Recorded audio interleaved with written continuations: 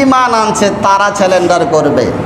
যদি আপনি বলেন আমি মুসলিম, আমি ঈমান আনছি, লা ইলাহা ইল্লাল্লাহ ওয়া আন্না মুহাম্মাদুর রাসূলুল্লাহ, এটা হচ্ছে আমার মিশন, এটা হচ্ছে আমার বিষয়, এটাই হচ্ছে আমার জীবন মরণ, এর উপরে আমি অবিচল রয়েছি, এর উপরে আমি অটল রয়েছি।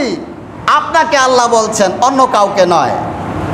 উদখুলু ফিস সিলমি কাফা, দাখিল করো সিলমের ভিতরে, অর্থাৎ ইসলামের ভিতরে। ইসলামের ভিতরে প্রবেশ করো পুরাপুরিভাবে, অর্ধেকটা বাহিরে অর্ধেকটা ভিতরে এমনটা নয়।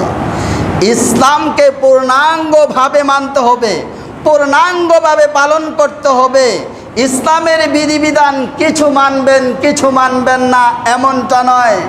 ইসলামের যে নীতি, ইসলামের যে আদর্শ রয়েছে, আপনার জীবনের সাথে কিছু মিলবে সেটা মানবেন, আর কিছু মিলবে না সেটা আপনি বর্জন করবেন এমনটা নয়।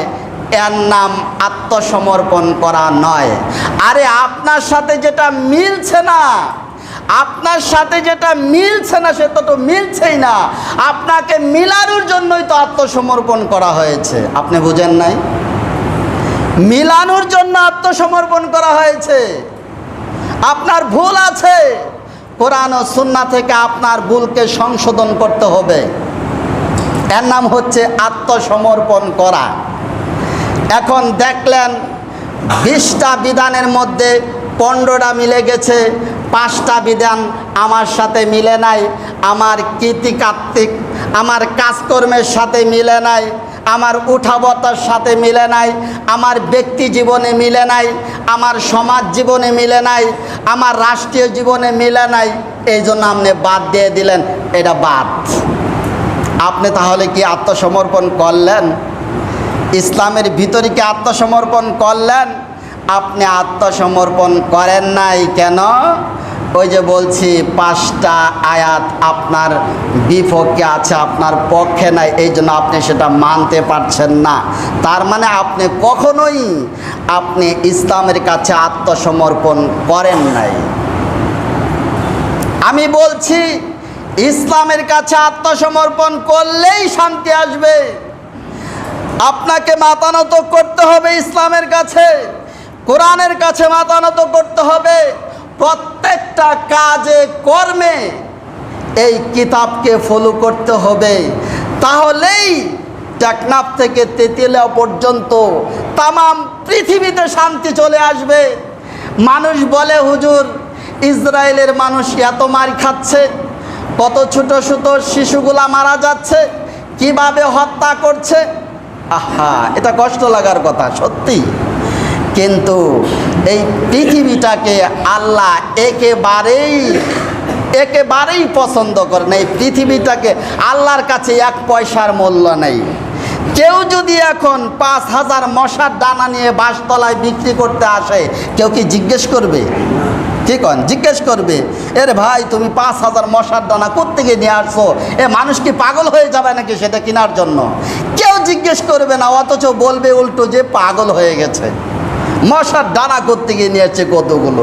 আল্লাহর কাছে মশার দানার চাইতেও পৃথিবীটা একেবারে তুচ্ছ, এর চাইতেও অমূল্য। তাহলে আল্লাহ তো এটা মনেই করেন না কে কি করছে, কে সব মানুষ মেরে ফেলছে না কি করছে, আল্লাহ এটা তোয়াক্কা করেন না। আল্লাহ শুধু এতটুকু জানেন, কে আমাকে ডাকে, আমার কাছে সাহায্য চায়, আমি তাকে সাহায্য করব, আমি তাকে সাহায্য করব। ওয়াকানা হাক্কান আলাইনা নাসরুল মুমিনিন, মুমিনদের প্রতি আল্লাহ অনেক দয়াশীল। যখনই মুমিনরা, যখনই আল্লাহওয়ালারা যখনই কোনো কিছু বলবে, তখন আল্লাহ তাদেরকে সাহায্য করবেন। তবে ঈমান থাকা লাগবে, মুমিন হতে হবে, প্রকৃত মুমিন হতে হবে। আর না হয় তামাম পৃথিবী যদি ধ্বংস হয়ে যায়, আল্লাহর কোনো যায় আসে না। এখন যদি সব তামাম পৃথিবীর মানুষ যদি হরতাল মিছিল করে, আমরা কেউ ইবাদত করব না, কেউ মসজিদে যাব না, কেউ আল্লাহর তাসবিহ তাহলিল পাঠ করব না, কেউ কোরআন কোরআন পাঠ করব না, কেউ জিকির আজগার করব না, কিচ্ছু করব না, তামাম পৃথিবী হরতাল হয়ে গেল, আল্লাহর কি যায় আসে? আল্লাহর কি যায় আসে? পৃথিবীর সকল মানুষ যদি মসজিদমুখী হয়ে যায়, যদি তাসবিহ তাহলিল জিকির আজগার আল্লাহর সপ্ত সানা সকলেই তামাম পৃথিবীর মানুষ যদি মসজিদে ঢুকে আল্লাহর অনুগত্যশীল হয়ে যায়, তাতে করে কি আল্লাহর মর্যাদা বৃদ্ধি হয়ে যাবে? এটা কি মনে করছেন? কখনোই না, একটুও মর্যাদা বৃদ্ধি হবে না। সকল মানুষ যদি আল্লাহর কাছ থেকে মুখ ফিরায় নেয়, তাহলে আল্লাহর এক চুল পরিমাণও তার ক্ষতি হবে না, তার সম্মানহানি হবে না। অতএব পৃথিবীটাকে আল্লাহ একেবারেই তুচ্ছ তাচ্ছিল্য মনে করেন। কুকুর যখন আবর্জনার মধ্যে অনেক কিছু খায়, মানুষ যেমন তাকিয়েও দেখে না, আল্লাহ এরকম পৃথিবীতে মানুষ কি করছে না না করছে সেটা আল্লাহ তাকিয়েও দেখেন না। তাহলে মানুষ এত ক্ষমতাধর, এত কিছু করে যা আশ্চর্য লাগে, আশ্চর্য লাগে। পৃথিবীতে ইসলাম এসেছে, হাজার হাজার লক্ষ লক্ষ বছর হয়েছে ইসলাম এসেছে, কিন্তু যুগে যুগে ইসলামের শত্রু ছিল না? ছিল না? ছিল। ইসলামের শত্রু ছিল যুগে যুগে, অথচ হাজার হাজার লক্ষ লক্ষ বছর হয়ে গেছে, এখনো ইসলাম আছে, কিয়ামত পর্যন্ত ইসলাম থাকবে। তবে ইতিহাসের পাতায় ফেরাউন, নমরুদ, হামান, কামান, আবু জাহেল, উতবা সাহেবা এরকম ধরনের মানুষ থাকবে, কিয়ামত পর্যন্ত আসবে যাবে, কেউ থাকতে পারবে না। ইসলাম আছে তো থাকবে, কিয়ামত পর্যন্ত থাকবে। এতটুকু ঈমান আপনাদের থাকতে হবে।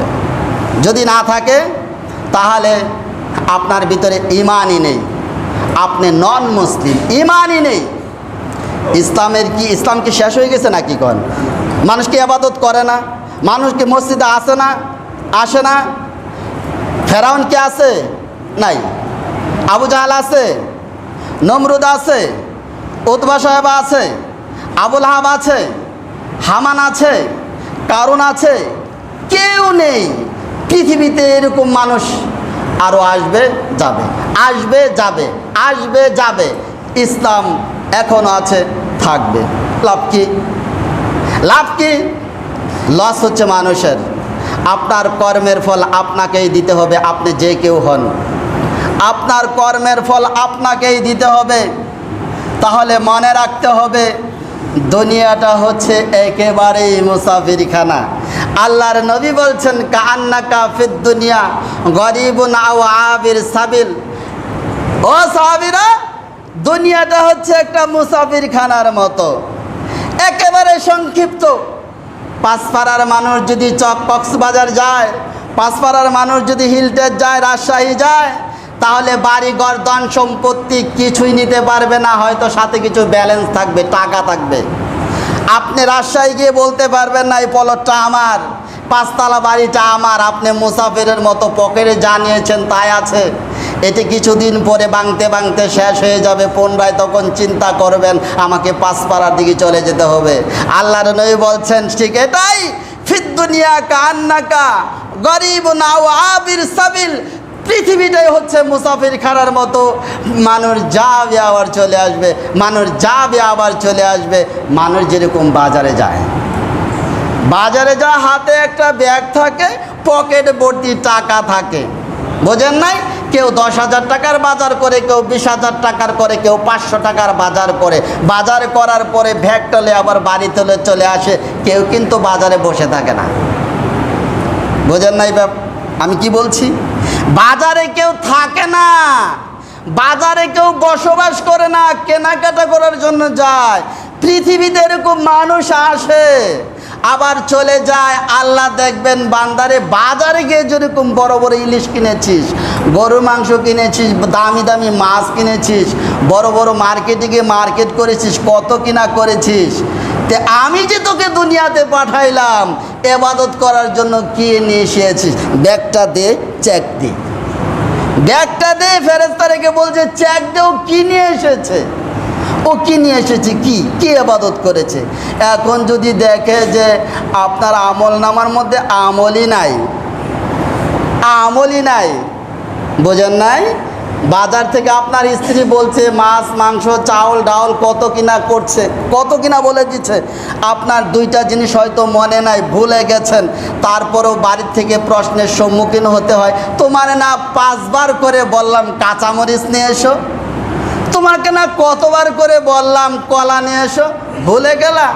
আহা, দুইটা জিনিস না আনার কারণে আপনার প্রশ্নের সম্মুখীন হয়ে গেছেন। তাহলে আপনি কিভাবে ভাবলেন যে আল্লাহর কাছে গেলে আপনাকে জিজ্ঞেস করবে না? কি আশ্চর্য, আশ্চর্য কথা! আপনি কিভাবে ভাবলেন, আপনি কিভাবে ঠান্ডা মাথায় বসে আছেন যে আল্লাহ আমাকে জিজ্ঞেস করবে না বান্দা তুই কি করেছিস, 60 70 80 90 বছরের জিঙ্গি দিঘিটা কোথায় কাটালি, কিভাবে কাটালি, কোথায় কি করলি, জিজ্ঞেস করবে না? অবশ্যই জিজ্ঞেস করবে। আপনাকেই সেদিন আপনার জবাব আপনাকেই দিতে হবে, যার যার জবাব তাকেই দিতে হবে। দেখেন আরেকটা জিনিস কত সোজা, যখন মানুষ মারা যায় কবরে নিয়ে আসে, কোন সন্তান সন্ততি স্ত্রী আর চেয়ে কাছের কেউ নেই, আপনি যত আপনি হন না কেন, মারা যাওয়ার পরে কিন্তু কান্দাকাটি যাই কিছু করুক না কেন, কবরে কিন্তু আপনার সাথে কেউ যাবে না, কেউ যায় না, কেউ যাবে না বা কেউ যায় না, আপনাকে কান্নাকাটি করছে তারপরে রেখে আসছে। কি আশ্চর্য, কি দুনিয়ার মায়া, কি বেড়াজাল, কি না আশ্চর্য, কি না মায়া মমতা! কাঁদছে, কান্না করছে, কত কি না করছে, চিল্লা পাল্লা করছে, আল্লাহ বিল্লাহ করছে, কত কি করছে, তারপরেও রেখে আসছে। তার মানে রাখার বাও নেই, আপনার সাথে যে কেউ যাবে যাওয়ারও বাও নেই। আপনি এসেছেন একা, আবার আপনি একাই যাবেন। তার মানে আপনার জন্য আবেগে কান্না করছে কেন? আপনি তো বাবা, এই জন্য আপনার তো সন্তান, অনেক মায়া লাগে তাই কাঁদছেন, অনেক কষ্ট অনুভব করছেন, কিন্তু তারপরেও আপনাকে কবরে